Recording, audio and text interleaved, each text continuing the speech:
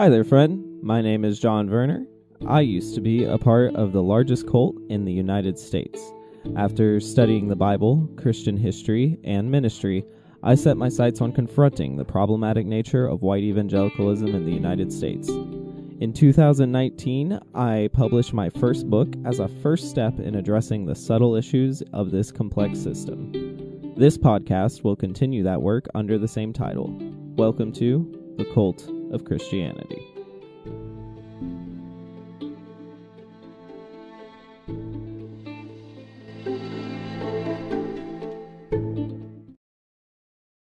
On today's show, we have Kit Morgan, who is a licensed master social worker who does complex trauma and is also a complex trauma therapist for New York residents and a consultant for mental health professionals. Kit, thank you so much for coming on. I'm very excited for this conversation. Why don't you tell everybody a little bit about what you do right now? Yes, thank you so much for having me. So I work as a therapist for telehealth private practice. And I work with mostly adults, but I also work with some teenagers as well, and predominantly work with people who have trauma. And so trauma might stem from either community violence, domestic violence, religious trauma, or other different kinds of trauma like queer trauma, medical trauma. And so I like to take a very holistic approach in working with these individuals. And I have a master's of social work from Indiana University. And after I completed my master's, then I moved to upstate New York, where I live with my cute cat, Arabella. I call her RB for short. And so we do therapy during the weekdays and we hike on the weekends. Sounds like a pretty fun life. When I'm getting to know someone on the podcast, the first question I usually ask is, how did you relate to religion the first 18 years of your life? For me, religion was escapism. I grew up in a family where domestic violence was the norm. And although my parents were church leaders, they were very different in the church setting than what they were in the home setting. And so being in church, it was like having the family that I wish I had had. And I felt more cared for in those religious spaces. But then eventually I started to realize that what I perceived as being love was something very conditional. And so I started to doubt my faith through my teen years. And then whenever I turned 18, I went to Liberty University. And that's whenever I realized I don't believe this anymore. And it caused a crisis of faith for me. And that's whenever I really started diving into deconstructing what I was brought up to believe. Wow, I didn't know you went to Liberty University. What were you pursuing what degree were you going to get there? So originally I was pursuing music education. I had started learning classical music whenever I was 3 years old.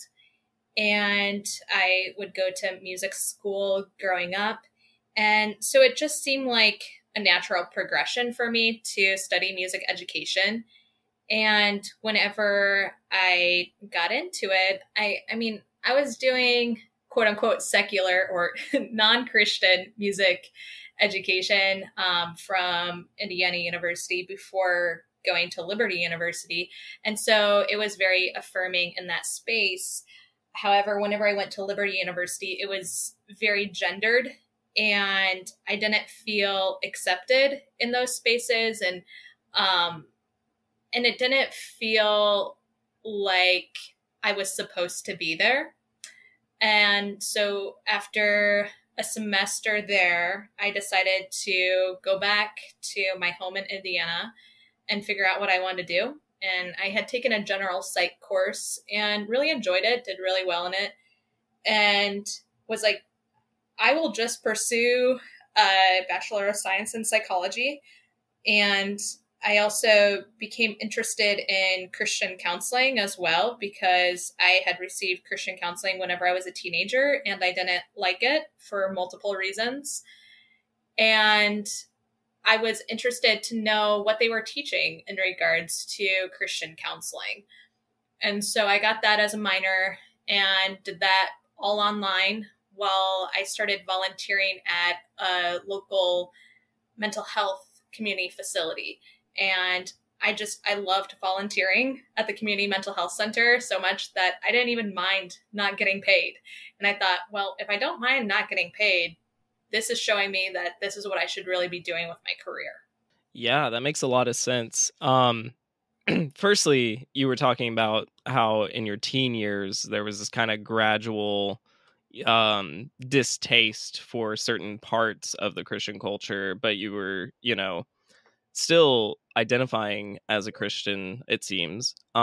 When was there a like plot point where you're like, I'm officially done, or was it kind of so gradual it's hard to pinpoint? Talk more about when you were like, I don't think I'm a Christian anymore. It ebbed and flowed. So whenever I was in third grade, I was going to a Christian school at that time. And my best friend, who was also my neighbor at the time, had been expelled from school because her parents were cohabiting with each other. And they said, we don't want that kind of kid in our school. So she, Whoa. Yeah. And it was my mom who had shared with the school about it.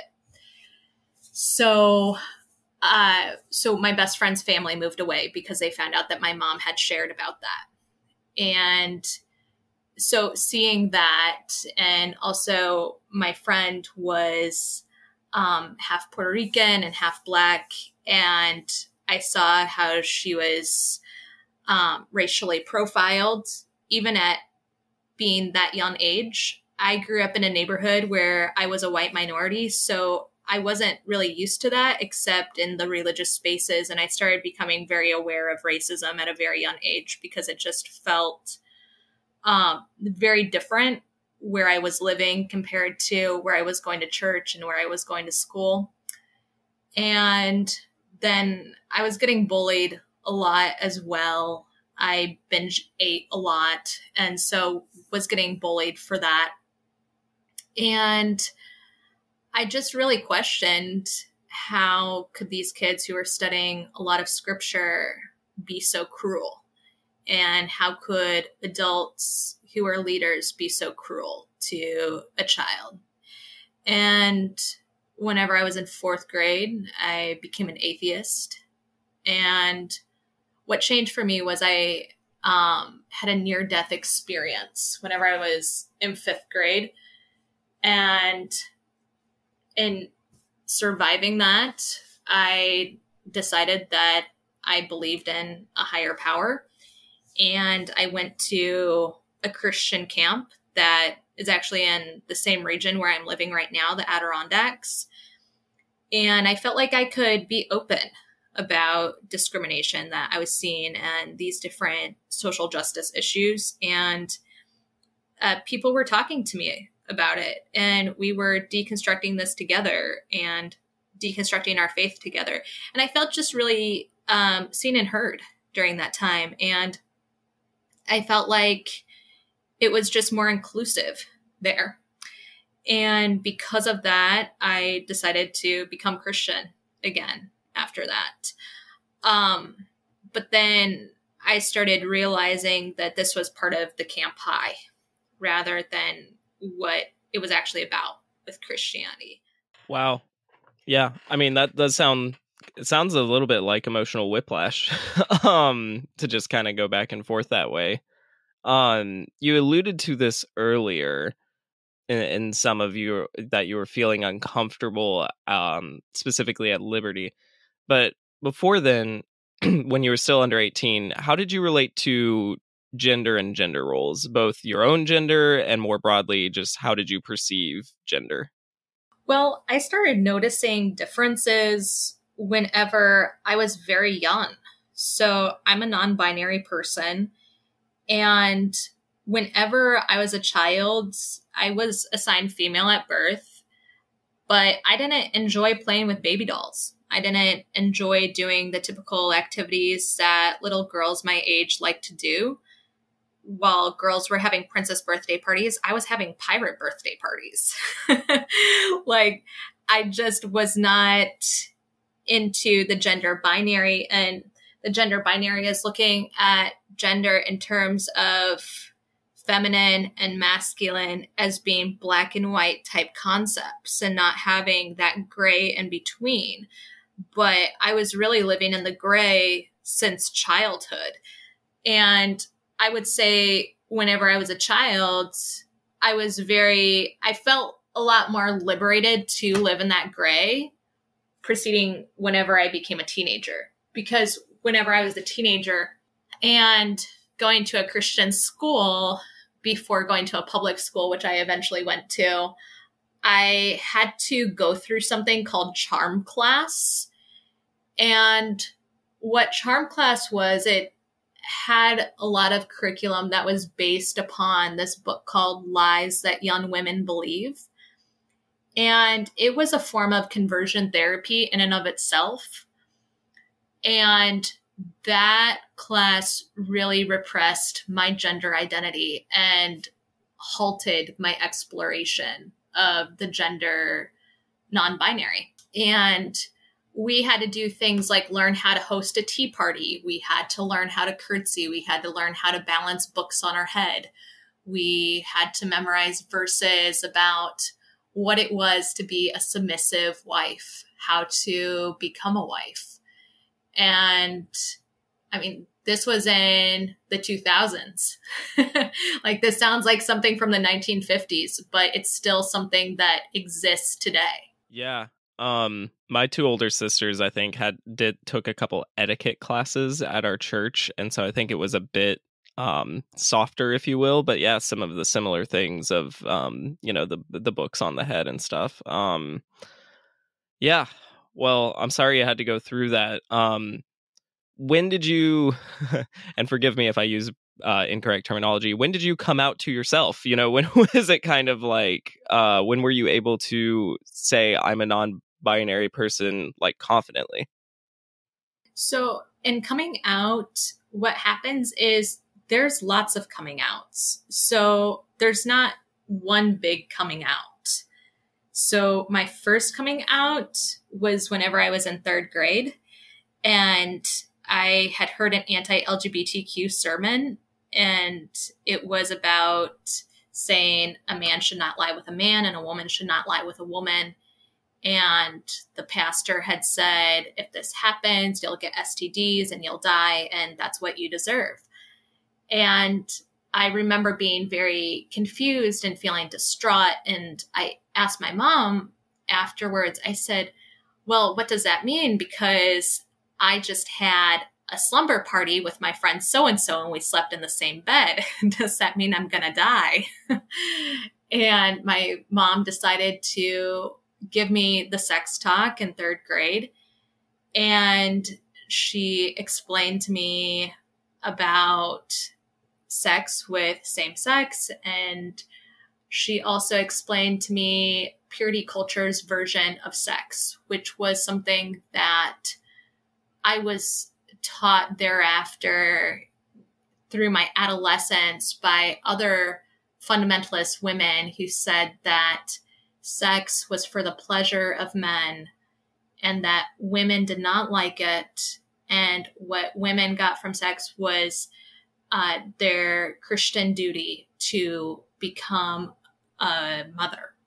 And I was so repulsed by this that I ran out of the room. And it was just, there was so much objectification. And so that was my first coming out to my mom, because I had expressed to her that I was interested in the same sex. And that at that time, I wasn't interested in the opposite sex. And so that was upsetting for my mom, because my parents were not inclusive. So since that time, I would have these smaller coming outs where like a couple of years down the road, I had told my sister, I said, yeah, I have this crush on a girl and my older sister said, well, don't tell mom and dad that because you'll get thrown out of the house. So I learned to be quiet about it because I knew that there could be the potential for homelessness. That's incredibly tough. I'm sorry you had to go through that. Did it ever get easier the older you got to explore things that deviated, or was it just as hard as it was when you were a kid? Really, I felt more of the freedom to explore after I moved out of the Bible Belt, because then I felt more accepted as a non-binary person. And it was just like one day, living in the Northeast, I was given some paperwork and it had more genders to choose from than just male and female. So I selected non-binary and I was just like, oh, cool. And it was like, yeah, that's me. And just, it wasn't something that was big or grandeur, like, yeah, I'm non-binary, like, let's throw a party. It just flowed naturally for me, and giving those opportunities and the spaces for me to be seen and heard. I truly love the simplicity of that. That's awesome. It's so, I don't know, like it makes it so clear how internal that is, and that it's not a matter of like performing an identity, right? Like it's a matter of who you are, and so that's really, really cool. Absolutely. And I think it's just a lot of times we overcomplicate things rather than simplifying things, and I think that there can be so much healing in simplification. Certainly. I would agree, especially when we're just talking about your own personal life, right? Rather than I'm all for getting into the complexities when we're talking about how to interact with each other as a society. But when Yes. but when it's just how you perceive yourself, yeah, you can overthink yourself to death pretty easy. Yes. So what's funny is you and I've connected online. I've loved what you put out. But you're in the middle of a rebrand, so I'm wondering if we would have connected otherwise. Can you talk about that rebrand? Because I'm really interested in that. Yeah. So, okay. Something with being part of the queer community is, and being a queer therapist, a lot of times whenever I'm talking with people about exploring a new name or new pronouns, is I tell people, I say, well, try it on and see if it fits. And if it doesn't fit, that's okay. You can try on something new. And it's kind of like going to, your closet or going clothes shopping and stuff. And I started my TikTok and Instagram fairly recently, actually, because I didn't have social media before then whenever I was practicing as a therapist, because I was told in my training that that was very taboo. So I just stayed away from it altogether. But then this summer, I was like, you know what? Forget this. I'm going to have a social media presence. And so I started off as the ex-evangelical therapist, and then was putting out different content about religious trauma and evangelicalism and ex-evangelicalism and social justice. And then with doing the work that I do, I see some people who are evangelicals and we do great work together. And I thought, well, this doesn't really fit, because I'm not really proselytizing to people to say, hey, you have to become an ex-evangelical to do the therapeutic work. So then I switched over to deconstructing healing. And then some people started coming to my page who had been affected by queer trauma. And I started realizing how niche the word deconstruction is and deconstructing, and how a lot of people who are not overly familiar with deconstruction or deconstructing perceive it to be destructing. So perceive it to be like, well, let's tear down the systems. And that's not what it's about.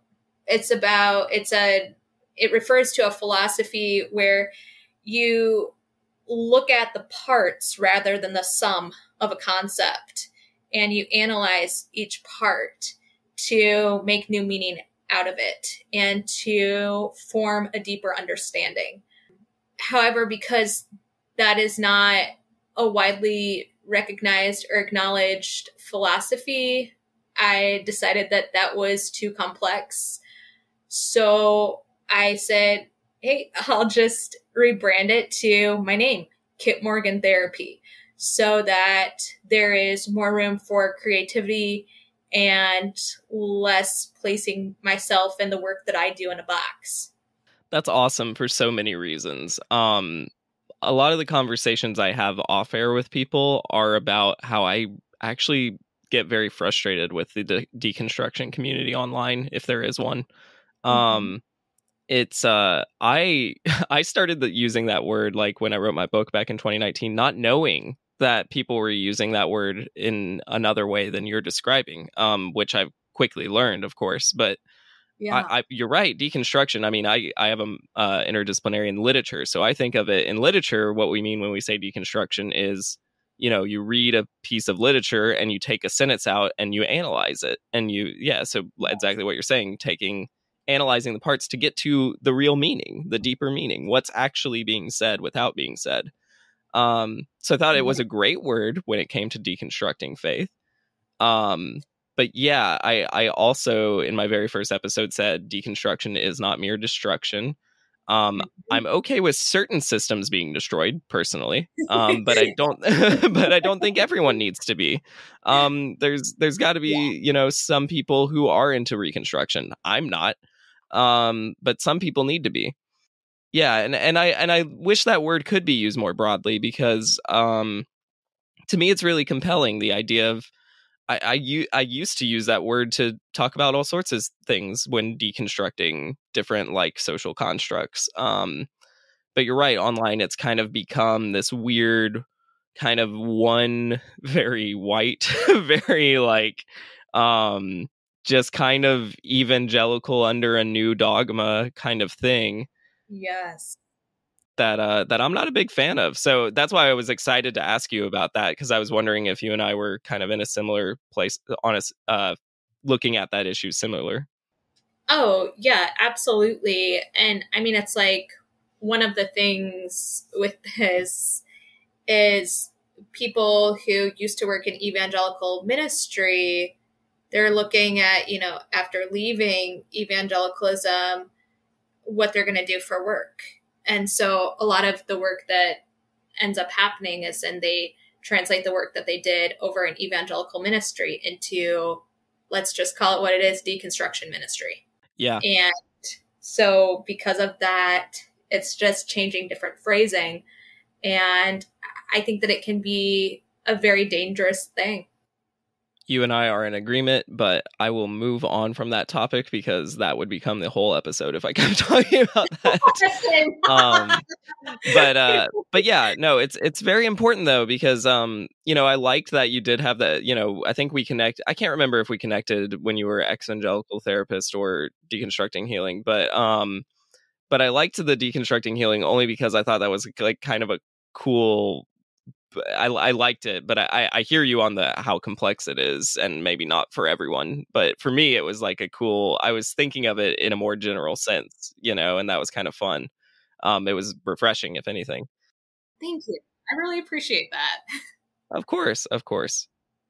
So the topic of the day is gender. I know my audience is broad enough that I probably got quite a few different kinds of people listening to this. So the first question is probably going to be the hardest question. It might actually really just be impossible to fully answer, but I'm sure you have given this question quite a bit of thought. What is gender?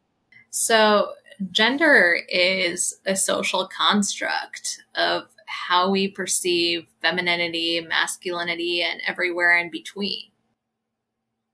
Wow, you answered that so easily. I thought that was going to be so much harder.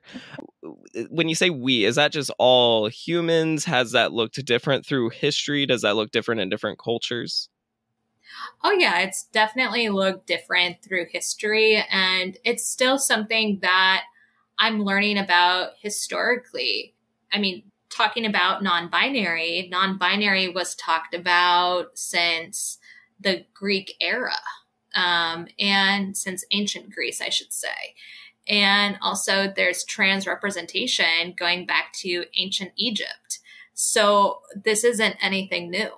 Yeah, well, yes. The general paradigm certainly is not new. It's interesting that culturally, there's just certainly there's other things culturally, I think, that are new that make it seem like the way, like people are like, what, there's 50 genders now? And it's like, well, it's interesting if you look through history, if we started counting the different words different people have used, right?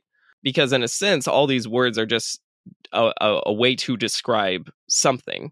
And it's not always the same thing, because words and things have a weird interaction and a weird dance that they do, right? We create things with our words, but then sometimes we're just describing things with our words. Yeah. And it's really interesting because whenever we look at ancient societies that were polytheistic, they had a more progressive view of gender rather than different cultures that were monotheistic. Yeah, it's yes, that's a great point, actually, because that speaks to that how much of it is not only socially constructed but really mentally constructed, right? Because there's sort of or how much imagination is even used, for lack of a better way to put it. Because I feel like sometimes the conversation gets so contained within very narrow boxes that it's hard to realize that so much of what we experience in life is made up, right? Like at some point we just decided these are roads, these are houses, like in a lot of ways, like just because something might feel new to you does not mean it's a new thing entirely. Definitely, 100%. I think the more expansive and more welcome free thinking is in a society and a culture, the more acceptance there's going to be to gender deconstruction. When I was first, I'll talk about something. I've talked about this on the show before, but my best friend is trans, and she came out to me while I was studying to be a pastor, and at a very conservative Bible college. And I wrote an article that was very tame, but it was basically an interview of her, and the whole thing was essentially predicate, like the language I was able to use to communicate to an evangelical community was because of that distinction between gender and biological sex, and just kind of rigidly saying gender is the identity, biological sex is the private parts, for lack of a better way to put it. I now take a slightly more nuanced approach, but I'm wondering if that distinction is still helpful in these conversations or if it's not helpful. I think that is still helpful in terms of these conversations. And I mean, these conversations are very nuanced. And I think that understanding of gender is something that we can always grow and learn and expand from. When could it be harmful, do you think, if it could be, like in ignoring a nuance or something to that effect? I think whenever things are harmful is the lack of acknowledgement that gender exists, and rather looking at gender and sex, which is based on our anatomy, that those are synonymous. Yeah, say more. I'm trying to wrap my head around that. Yeah, so whenever there are people who say there are only two genders, there are only male and female, and it's vulgar what people say, but they say it's what's in your pants, that is your gender. That is very offensive. And it's offensive for multiple reasons. This is told a lot to people who are gender nonconforming, whether they be trans, gender fluid, non-binary. And yet this is not told to cisgender. people. Yeah. Oh, that's such a good point. That's actually really clarifying. It seems to be that most cisgender people, myself included, I don't typically separate my gender or biological sex in my brain, right? Like, I'm not doing that daily. Like, I'm not thinking about Yeah. that. To me, they're synonymous. So it can be very othering, right? Like, it kind of, it could box other people out if you rely on that distinction too much. Yeah. Whenever a person says that they're not in the gender binary, a lot of times people who have not deconstructed gender, who are cisgender, usually cisgender heterosexual, see that as being a free pass to asking about that person's genitalia. Yeah, I've unfortunately seen that play out, and I think it's again it's that it's relying on like that paradigm of like, well, for my clarity, this is what I care about is their biological sex because I don't care about their gender. So let me ask about, what's in their pants or whatever the thing is that I think is actually important. While it can be useful for communicating certain things, especially when you start getting into like maybe some medical stuff or whatever, um, it, I have seen that become rather gross rather quickly. Yeah, and I think, in the attack of trans folks and people who are drag queens and people who are non-binary, a lot of times, what these politicians are doing is they are sexualizing these people who are doing non-sexual things. They are doing things that are affirming of their gender, and gender is different than sex. Well put. In that vein, what do you, is there a difference between these two, or which is the easier task might be the way to ask this? Is it easier to deconstruct gender roles or just deconstructing gender as a whole, or are they kind of the same thing? I think that gender can be an umbrella term, and gender roles is something that is under that umbrella. In terms of starting to deconstruct gender, I think that gender roles and deconstructing that is a really great place to start. So do you think one kind of leads to the other, or not necessarily? Or are you saying more that thinking of it as that umbrella, are you saying that more in the sense that gender roles are more easy to spot, or say more about what you mean? So I think that gender roles is something that people are more familiar with. And people are more familiar with that because of waves of feminism. You take, for instance, Gloria Steinem's work and the work that she wrote about in terms of gender roles.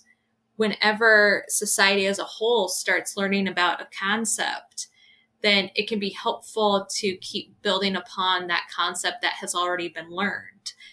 And, if we're starting from scratch of teaching something completely new, then it's going to be harder for people to learn rather than starting from where people have already been teaching. That makes a lot of sense. I can see that. Can we do a little therapy role play real quick? Sure. Let's go. So let's. I'm just curious where this might go. So, Okay. in all social settings, I identify as a cisgender man. Never have identified as anything else, right? But it's not necessarily because I'm like psyched about the identity of cisgender man, right? I mean, just full honesty, I typically don't enjoy cisgender men as individuals, and certainly not any kind of like, if there's a cisgender man culture, I'm not into it. And so if we're saying all gender, everyone falls on a gender spectrum, which I like using those kind of framings, right? Then I would place myself somewhere between cisgender man and no gender at all, leaning more towards cisgender. But I don't identify as, I don't feel I can identify with some feminine expression, but not internally. I don't feel anything feminine. And so in my head, it would feel almost like appropriating or like kind of uncomfortable to be like, I'm queer, just because I'm not like right on the line of cisgender man, right? Because there's that wiggle room. So if I was talking to you about this in a therapy session, what are some more questions you'd ask me? What are some initial thoughts? Am I like, do I have this internalized like queer phobia? What are some thoughts that come to your mind? Well, I think with part of this, and if I were to dive into this with you, then it would probably turn into a very long conversation for us to have, and multiple conversations. I would be asking you about how you saw the expression of masculinity whenever you were growing up, how you saw the expression of femininity, and also how you saw the expression of queerness growing up. Because I think that looking at our foundational experiences there first is a great start. That makes total sense, yeah, because it's less about figuring out whether I'm correctly identifying myself and more an exploration of what my identity truly means. Because again, we're just kind of using words, right? Absolutely. I think in terms of labels, sometimes we get so hung up on labels that then we lose sight of the exploration process. Yeah. And for me, I'm like, again, I'm not trying to get a free therapy session, but going on in that vein, like I think for me, so much of it would be wrapped up in functionally, it's so easy to be just cisgender guy and just not even worry about it. And as far as I can tell, no harm is being done to me by identifying that way. But is that something as a therapist you'd be curious about to see maybe there's some subconscious harm I'm doing to myself by not exploring that? Oh, absolutely. Whenever I'm working with cishet men, then I talk with them about this, particularly about emotions. There's something called an emotion wheel where it looks similar to a color wheel. We have primary, secondary, and tertiary emotions. And whenever I pull that up, I like to ask people, what emotions here would you call feminine and which ones would you call masculine? And whenever a person starts noticing, oh, I'm starting to shut off those emotions that I see being opposite of the gender that I identify with, or sometimes holding oneself back from practicing in some different self-care activities because of how it's perceived in terms of gender. Yeah, I can understand that. I would certainly say I'm really proud of how I've been able to express kind of my weirdness ever since I was small, and like queer in the sense of strange, not in the sense of expression. And but I think that's really cool. I sometimes get in my head about like I've called Jesus queer before, more just to kind of like tick off somebody. But like there's that element of like, if you're not truly like cis het, it does feel like you're queer, but I don't know if that's actually the like best paradigm when it comes to identity. But maybe it is. I don't know. It's just something I think about sometimes where it's like, I don't really want to be just so assuredly cis het that like that's the thing that keeps me from being queer, and I don't want to call myself queer if I'm just slightly different than that. Is that making sense? Yeah, I think sometimes whenever exploring this, there might feel like some imposter syndrome. And I mean, in queer, it's such a complicated word because queer in the past before has meant strange. And so then that was used as a derogatory term towards people who are part of the LGBTQ community. And then what ended up happening was then people started taking that word queer and started to reframe that and started to deconstruct it, if you will. And so there's younger people such as myself, as I'm a millennial, who call ourselves queer. But older generations, they may not feel as comfortable of using that word queer because of the connotation that they had.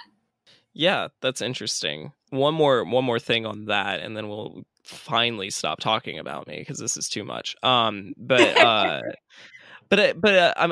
curious too because like, you know, I understand I grew up with a very specific kind of indoctrination, but the more cisgender men I've been around, I mean, we kind of all did, right? And like, even if you weren't in church, like there's this kind of indoctrination. I'm just wondering when that, I agree, because I tend to be anti-label, right? Like the more boxes you can put me in, the more uncomfortable I am. Mm-hmm. But I'm wondering if there are some boxes that that some cisgender men can do aside from just like, you know, maybe non-binary, or maybe just feeling like, well, I don't want to just say I'm like a man if what we're talking about is just what most people picture when they picture a cisgender man, which is typically pretty negative, to be honest. Mm-hmm. I think it's because cisgender men have become synonymous with misogyny. Yeah, and maybe they've earned it. You know, I understand why that's happened. But it can be hard if you're, let's say, not a very misogynistic cisgender man to know what to do with that. Because you still might not feel like, well, personally, I still feel like, you know, a man. Like, I don't feel like I need to be anything else, but I don't want to be associated with that. But I also don't want my dissociation from that kind of cisgender man to dissociate me from what I feel works for me. Does that make sense? Yeah, that does make a lot of sense. So something within the community of people who are gender nonconforming is there's a couple of phrases called soft masculine and soft feminine. And I wish that more people knew these phrases because I think that that would resonate with a lot of people, because a lot of times things are so amplified for gender whenever it's in that softness and that gentleness of exploring masculinity or of exploring femininity, where we can really learn more about ourselves. Yeah, because it's interesting because, you know, uh, the identity of man is not like aside from the social connotations does not bother me. I can't undo how the gross feeling I get when I hear masculine, only because I have such, you know, negative associations with how that's used, mostly from church, right? Yeah. And so that's interesting how those terms end up looking for, and I assume it's pretty much depends on the individual. Is that a safe assumption?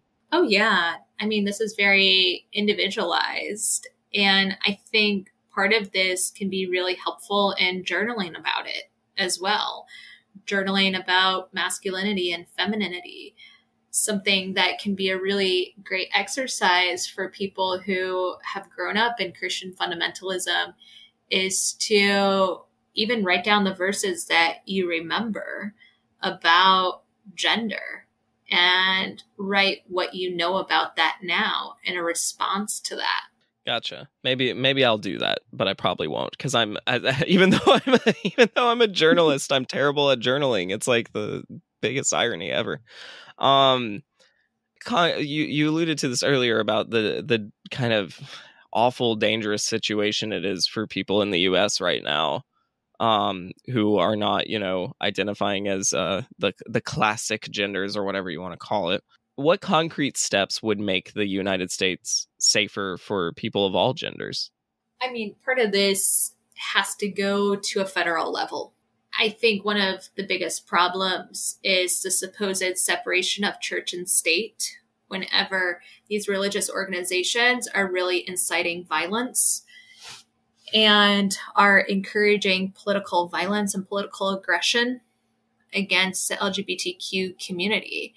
And I think there needs to be policy changes at the federal level to prevent this from happening. Yeah, it's so disheartening because I agree. And you know, I think maybe not the majority. It's so hard now. We're living in such algorithms that it's so hard to know what people are actually thinking. But I wonder how I like to hope that most people actually don't give a right? Like, and so it's almost as if, why does this even need to be written down? This should be such common sense. But it's like, obviously, it's just getting to the point where this just needs to be like, yeah, I agree. Just like human rights need to be so clearly written into constitutional law if we're going to, keep a constitution. Yeah. And I mean, that's the interesting thing about going through a deconstruction process, because the algorithm is changing as our boundaries are changing as well. So the exposure that we're getting to people are going to be people who are more open-minded, more affirming whenever, I know for me, at least, there was a time whenever I was surrounded by homophobic and transphobic people rather than people who were inclusive. Well, that's what's interesting to me, though, because obviously when I was in Bible college, I was around the most homophobia and transphobia I think I'd ever been around. But even some of the more homophobic people I knew, I'm sure if I said, well, should, like drag queens be legal in a state? Like, I don't know if they would say yes, Like, I feel like that's such a, it's such an intense extremist view that even like, I don't even believe all homophobes or transphobes are like on board for that level of silliness. I mean, this is a lot of times how fascism starts. A lot of times it's by people already having these biases and these stigmas, these discriminations. And whenever there is this aggressive legislation, then the people would stay silent. And that's a great point. It's not so much just the it's the shrugging shoulders of it all, right? Like, it's not so bad. Right. Well, I forget which state it was, but that was saying something like it was one of the drag queen laws where it was like they could only, be drag queens in these certain spaces or whatever bullshit.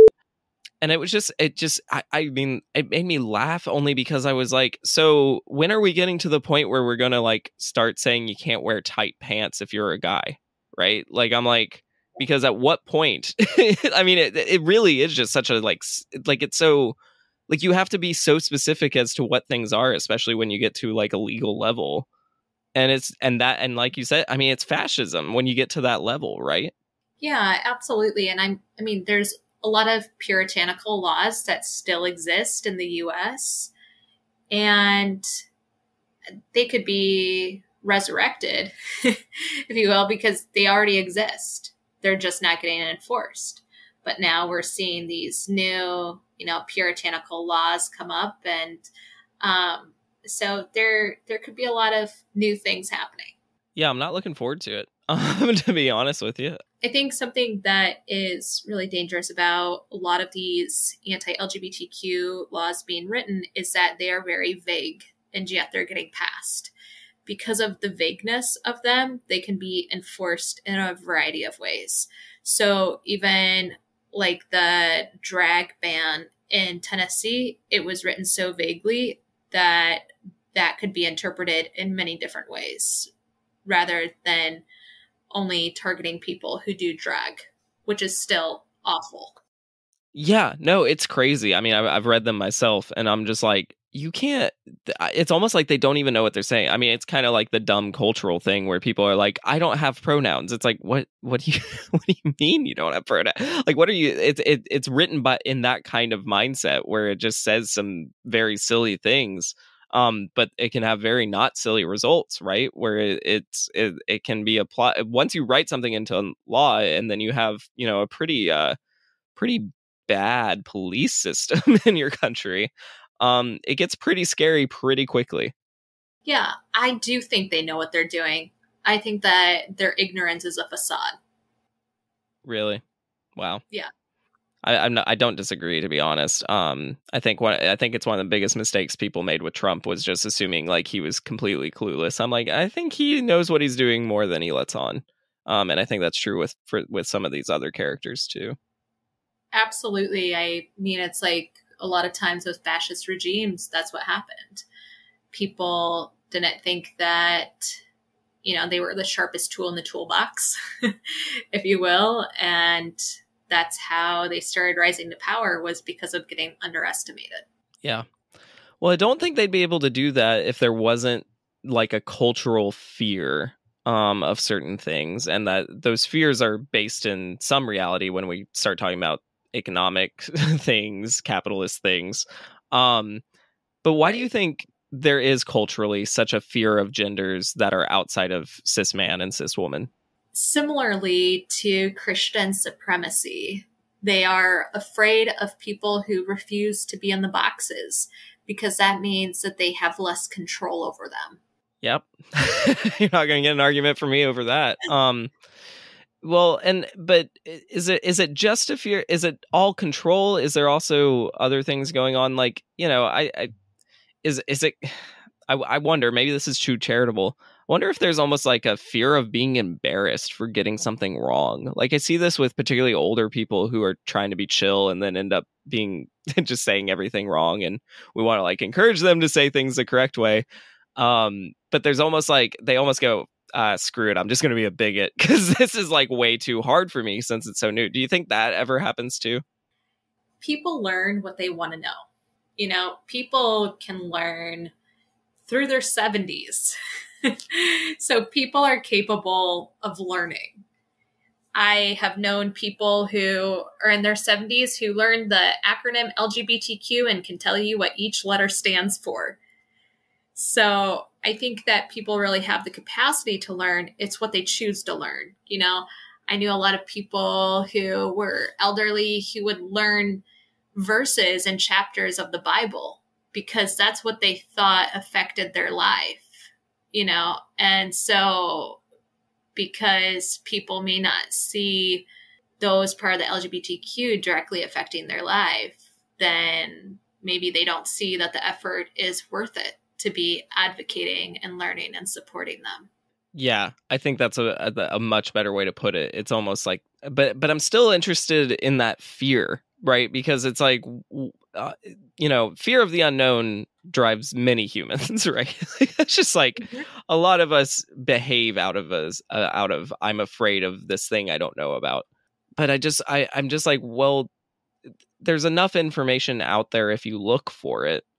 But that fear, I think, sometimes keeps people from looking for it. And I just don't know if there's much to do culturally about that fear. Maybe there is, maybe there isn't. I don't know. I tend to land on the cynical side most days.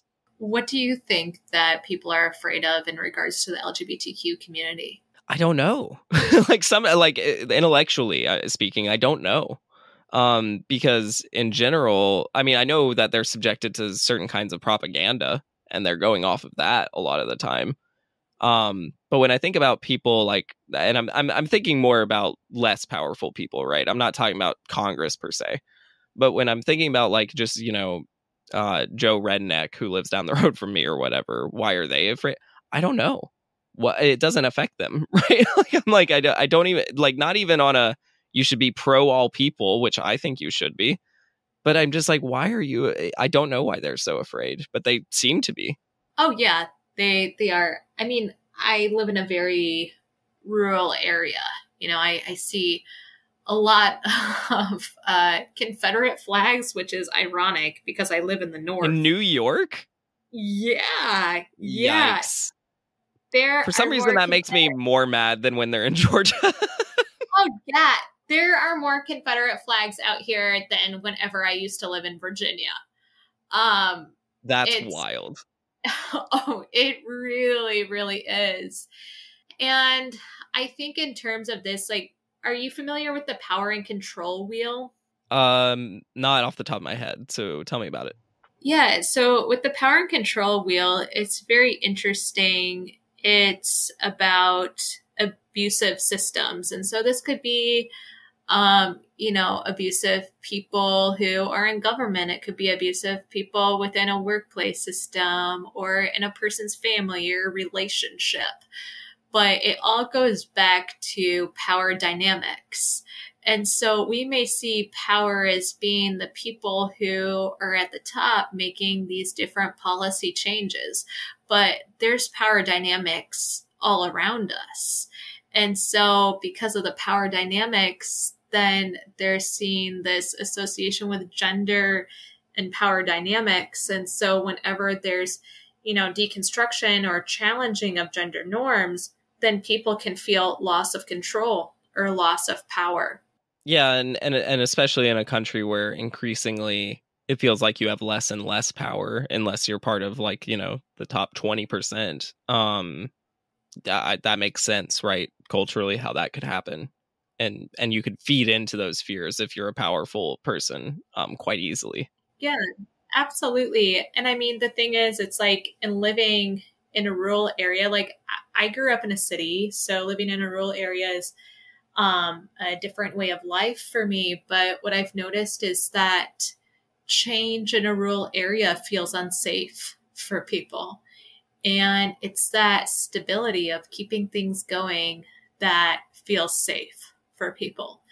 And having newcomers, they're not sure what's going to happen, or even wanting people to stay around and have families out here because of fear of loss of population, loss of workers, loss of local economy. Yeah. And it makes sense, right? In some ways, there probably was generational survival in rural areas of a certain way of life, if you will. And sometimes those attachments to those ideologies are really founded in a lot of nostalgia and a lot of love for family, and not a lot of anything else. But again, when that ideology starts harming other people, it does need to be deconstructed, in my opinion. Well, this has been a little depressing, so let's talk about something more fun. What part of your job is most rewarding? I would say the thing that is most rewarding is whenever a person has a breakthrough and they have a realization. And whenever they have a realization, it's like there's a sparkle in their eye whenever they have that realization. And I just can't help but celebrate with them whenever that happens. Do you ever feel like proud of yourself, or do you feel just proud of them? What I know sometimes it can be a very tough job. So just personally, internally, does it feel rewarding to you? Yeah, definitely. Because then I see it as us being teammates. So whenever a person, makes that goal, I kind of feel like, yay, the person on my team just made the goal. I love that. So, that's great. Yeah, that's the way that I look at it. That's awesome. All right, that was a nice little positive break. Back to the bad stuff. So, just a quick 2-minute breath. In all seriousness, I do want to kind of get really specific with Christianity. And I use Christianity in kind of an interesting way. Yes, I'm very concerned with white American evangelicalism. That's my primary concern. But there's other things about the religion as a whole that kind of bother me. But, the way I think of Christianity is white American evangelicalism as the normal connotation that we're talking about. And then acknowledging that there's other umbrellas of Christianity that do very evangelical things. Yes. So again, I can't speak to every Christian ever. I'm more just, that's kind of how I'm thinking of it. So what have you noticed about is there an intersection of those who are seeking therapy for religious trauma and what we've discussed about gender? Yeah. Oh, absolutely. That's why I've been talking a lot more on my TikTok and Instagram about LGBTQ folks who experience trauma, because I call it queer trauma. And if it wasn't for fundamentalist religion, there wouldn't be queer trauma today, at least in my viewpoint of that. And, and viewpoints can change over time. So maybe that's a perspective that changes for me. But I do see the two going hand in hand a lot of times together. But I mean, straight folks can experience religious trauma as well. But because I am a non-binary and queer person, then I have been attracting more queer clients. Would you then say that most queer people who seek therapy might have religious trauma, even if they didn't grow up religious, just because of that like kind of dogma? Or are you saying it just so happens that many of them do have religious trauma? I would say that it just so happens that a lot of them do have it. I would say I see it less frequently with Gen Z than what I do with millennials and older. That's not that surprising to me. Makes a lot of sense. Gen Z's got issues with screens, I think, more than religion.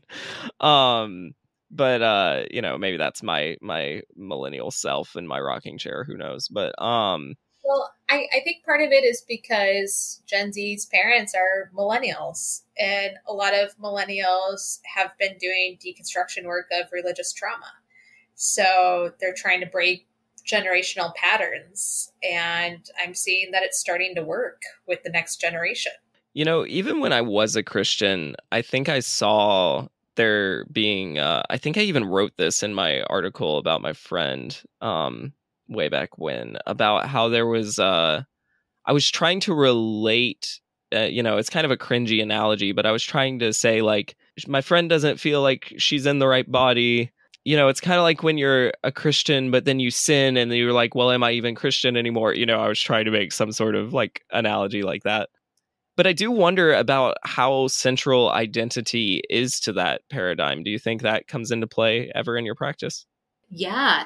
I mean, people question identity all the time whenever I'm working with people in therapy. And, identity could be even having a life change, maybe an occupation transition, or even breaking out of generational trauma cycles. So identity is something that's not just confined to gender or sexual orientation, that comes up in therapy. Yeah, and obviously in religion, because at least as evangelicals want you to believe your religion is your identity in many ways. Yeah, And so absolutely. I'm sure leaving that does cause it caused an identity crisis in me and pretty much everyone else I know who left. So yeah, that I wonder, yeah, it's such an interesting thing that's kind of like, obviously a different thing, but there's definitely some similarities from an overhead view. Yeah, definitely. So it's like, and being conditioned to being told your identity is in Christ, and then being given a blueprint about what your identity should be as being raised male or being raised female in the church, and then the identity in Christ factor. Then, whenever leaving, a lot of times there is an identity crisis, and there can be some different signs and symptoms that look like personality disorders for people who leave religious trauma.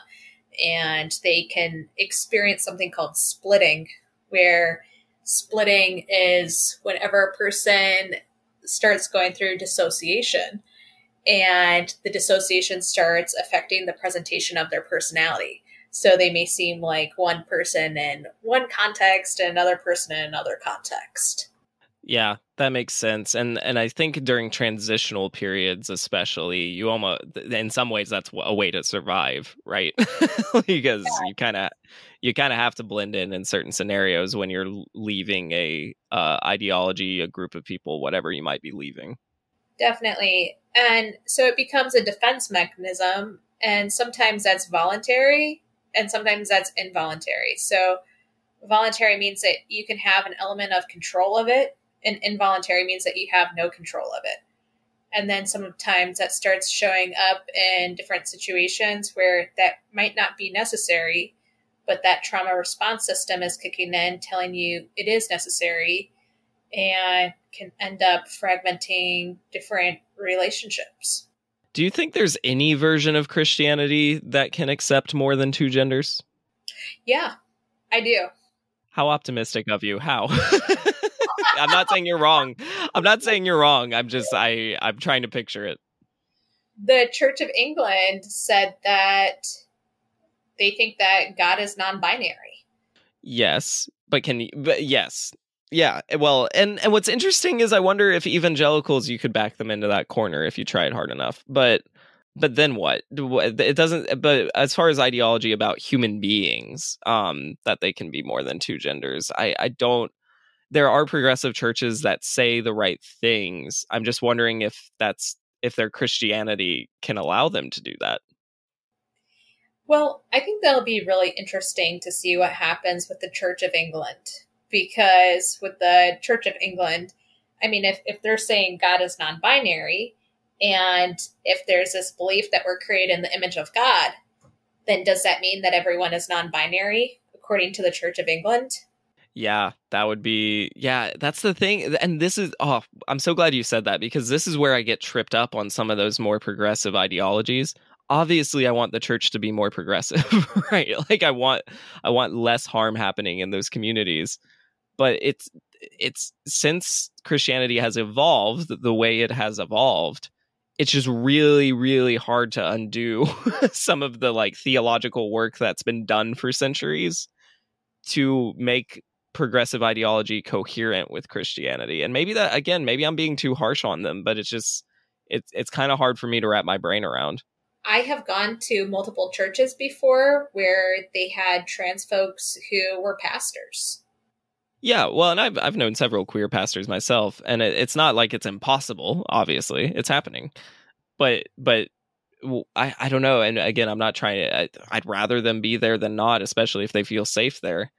I get a little uneasy because I'm wondering, okay, so if it almost feels like, and this is very much an opinion, I'm not saying this is fact, but it feels like kind of like if you loosen up in one area, you might tighten up in another or something. And I don't know, it just seems kind of concerning, because as far as everything I studied in the Bible, yeah, there could be a way to spin some New Testament very pro Jesus-y theology where accepting more than two genders works, but what you can't really do is then have any rules about marriage or sex or like the rest of it. Does that make sense? It does. And like in the Baptist tradition that I grew up in, I was taught that the Bible was inerrant. And so in being taught that, then, I question, well, if churches believe that the Bible is inerrant, then how would that be affirming of teaching that? So, and I think, to each their own for their exploration about what their different belief systems are. If someone who is part of the queer community finds that, going to church or being in ministry protects their mental health, then that's what protects their mental health. And I can't judge them for that. All I know is, for me and for my wellness, church doesn't seem like the best place for me, but that's based upon my individuality. For sure. A last question on that. Obviously, I mean, podcast is called Cultic Christianity. A lot of my argument is kind of that I find there to be not only the opportunity for cultic control in churches, but in general, I just kind of perceive that as what it is.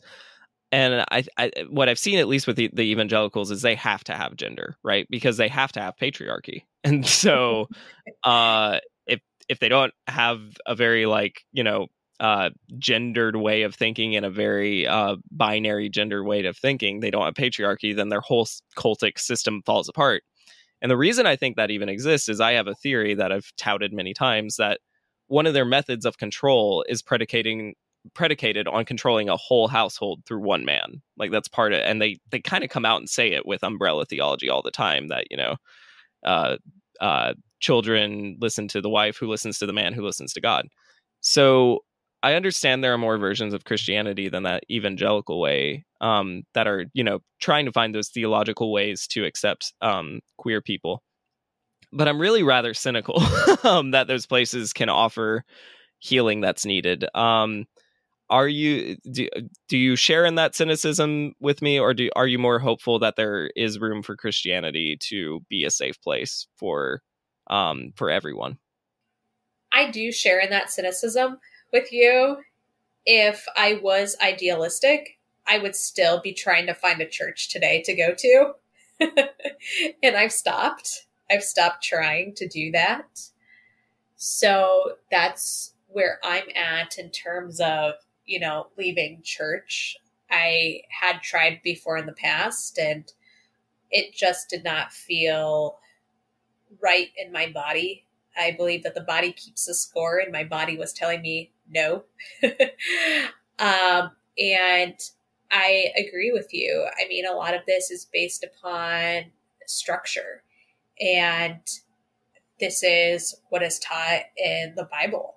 And I don't know how this could be deconstructed in any other way of the structure changes. You know, it's like the Abrahamic religions were based upon patriarchy. So it's just like, how can that ever change? Because this is the foundation that it was built on. And this is how the Bible that's considered to be the holy text closed. Well, yeah, I always love when someone thinks I'm right. That's always fun. But but no, I think you're right. And I think, you know, if you grew up how you and I grew up, like, you know, it's not like we didn't take the shit seriously or explore some stuff, right? And it just seems to be, for me, just like I'm just pretty cynical, though. And I think a good thing to think about in this discussion is not just whether church can get better and, you know, whatever, but also to think like, why was there a need for church to begin with, and why do many people still feel like we need church? Because I think there is a real community need, right? That is at least being talked about, like it's being addressed at church. But I don't know if it's just the best place for it, especially American Christianity. Yeah, I mean, I think that a lot of the American church echoes the Holy Roman Empire, and how the Holy Roman Empire, at least from my understanding, started. It was because of greed. Yeah. Well, I'm trying to spin a more positive note and on off the top of my head. Let me ask you this. What do you have hope for in the next few years for people who might feel trapped in a very gendered system? I think part of this with social media can be a really good way for people to start finding community whenever maybe in their households or maybe around them and their neighbors, maybe they feel shut down or isolated. And I think it's through finding community, whether it be near or far, is going to be essential in deconstructing gender and helping to promote and advocate and secure LGBTQ and gender rights. Couldn't have said it better myself. Kit, thank you so much for coming on. This was a great discussion, a heavy discussion, but a good discussion. If people want to find out more about you, or if there's one last thing you want to say, tell the people what you want to tell the people. Well, I want to say keep being bold. And if you're not being bold, find a way to be a bold advocate. We need bold advocates and allies, not passive ones. And I'm just appreciative that you've listened here. Awesome. Thank you so much for coming on. And thank you, listener, for stopping by. I will talk to y'all soon.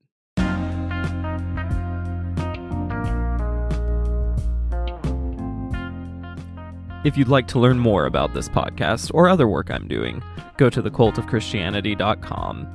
If you'd like to support this podcast, listen, follow, share, and consider subscribing for $5 through Spotify for additional content, or give as much or as little as you can to support this work through links in the show's notes. Every dollar helps further this important discussion as well as start other exciting projects. Thanks for listening, and remember to keep love in your life, hope in your heart, and searching in your soul.